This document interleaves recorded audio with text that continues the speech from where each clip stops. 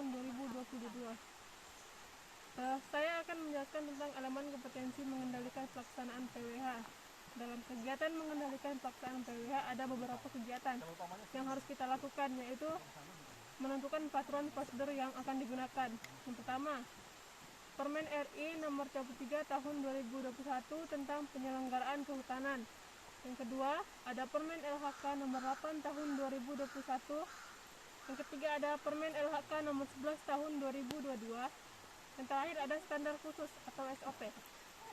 Peralatan dan perlengkapan yang digunakan, yang pertama ada peta rencana pembalakan, kedua traktor, ketiga motor grader, 4 ekskavator, kelima chainsaw, yang keenam ada dump truck, yang ketujuh ada dumping roller atau kompaktor, yang selanjutnya adalah kendaraan operasional, BBM dan pelumas, serta APD.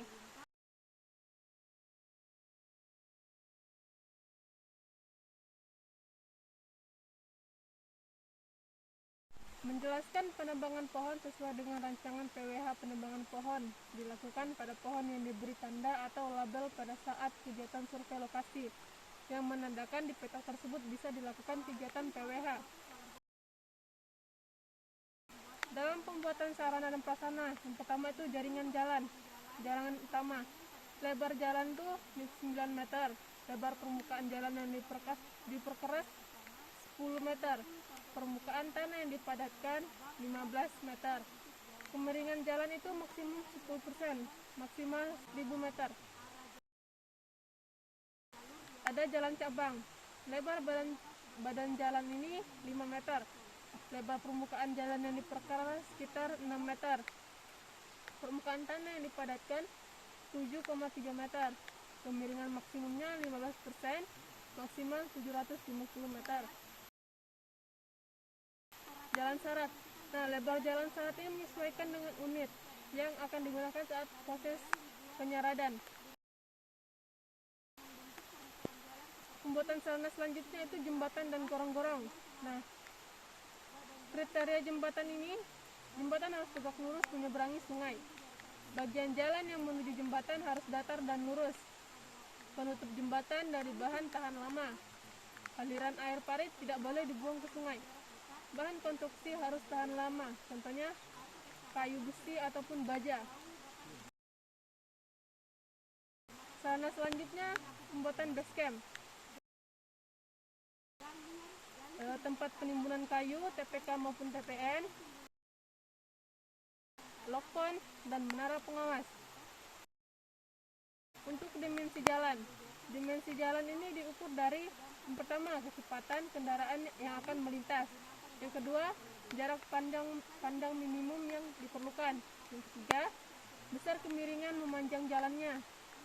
Yang keempat, panjang radius belokan jalan dan pelebaran belokan. Untuk pelebaran belokan jalan angkutan diperlukan pada setiap sudut belokan jalan. Untuk memudahkan truk angkutan kayu dapat berjalan agak menepi atau merapat pada bagian dalam belokan. Pelebaran belokan berdasarkan kendaraan dengan panjang total 14 meter.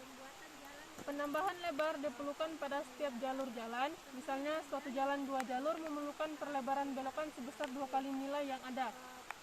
Sarana selanjutnya itu struktur dan bahan pembuatan jalan.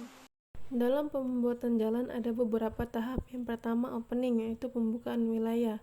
Yang kedua ada subgrading, perataan atau pembentukan. Yang ketiga ada grading, yaitu perataan permukaan. Yang keempat ada compacting, yaitu pemadatan. Dan yang terakhir itu ada kegiatan finishing. Untuk struktur dan bahan yang digunakan dalam pembuatan jalan itu menggunakan tanah maupun batu-batuan yang nantinya akan dipadatkan. Tanda rambu lalu lintas, contohnya jembatan ataupun gorong-gorong, dan tanda turun gunung. Untuk kegiatan mendokumentasi dan pelaporan hasil kerja digunakan untuk bahan evaluasi ke depannya apakah sesuai yang direncanakan. Demikian praktek mengendalikan perencanaan pembukaan wilayah hutan. Jika terdapat kekurangan, saya mohon maaf. Assalamualaikum warahmatullahi wabarakatuh.